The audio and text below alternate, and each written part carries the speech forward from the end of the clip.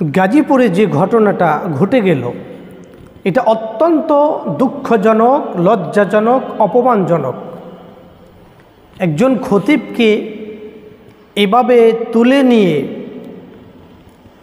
নির্যাতন নিপীড়ন করে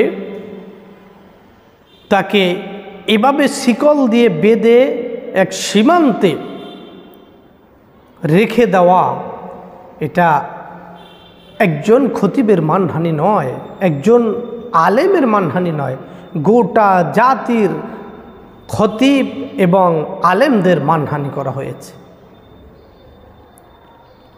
এটা কিভাবে আমরা বরদাস্ত করি, যেখানে আল্লাহ তাআলার কোরআনের কথা, রসুলের হাদিসের কথা বলার কারণে তাকে এভাবে তুলে নিয়ে তাদের কথা না শোনার কারণে তাকে এভাবে নির্যাতন করা হলো। ওই সমস্ত হলুদ মিডিয়া তারা কি দেখে না? অথচ কোনো একটা সেলিব্রিটিকে যদি এ ধরনের নির্যাতন করা হতো তাহলে ক্যামেরাম্যান এবং খবরের লোকজন, সাংবাদিক, এদের যন্ত্রণায় ওই লোককে দেখা যেত না। তার মানে এত পরিমাণ তার কাছে ভিড় করত, ভিড় জমাতো। অথচ আজকে সমস্ত মিডিয়া চুপ। দুনিয়া কতদিন আল্লাহর কোরআনের কথা বলতে গিয়ে নিজের জীবনও যদি চলে যায় তাহলে ওই জীবন তো সার্থক। যেই জীবন আল্লাহর কথাগুলো বলার জন্য গিয়েছে ওই জীবনের চেয়ে আর কি জীবন?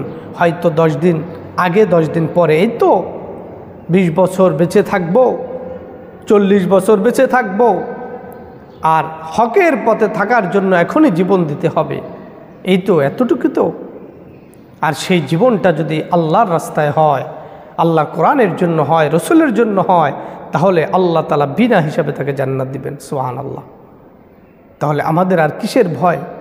ও দুনিয়ার মানুষ, এই জন্য মনে রাখতে হবে, একজন খতিবের মানহানি, একজন খতিবের সম্মান পুরা জাতির সম্মান, একজন আলেমের সম্মান পুরো জাতির সম্মান।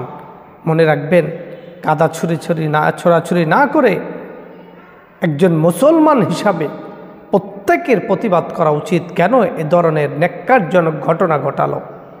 এমন তো কোনো অপরাধ তার ছিল না, কারো সাথে দ্বন্দ্ব ছিল না, কারো জমি নিয়ে বিরোধ ছিল না, কারো টাকা পয়সা মেরে দেয় নাই, তাহলে কেন তাকে এভাবে নির্যাতন করা হবে? এই জন্য সোচ্চার হয়ে মুসলমান, না হলে আজকে তার সাথে হলে কালকে আপনার আমার সাথে হবে না, এর নিশ্চয়তা কি? এজন্য সোচ্চার থাকব, প্রত্যেকটি মুসলমানের ইমানি দায়িত্ব হিসাবে এর প্রতিবাদ করব।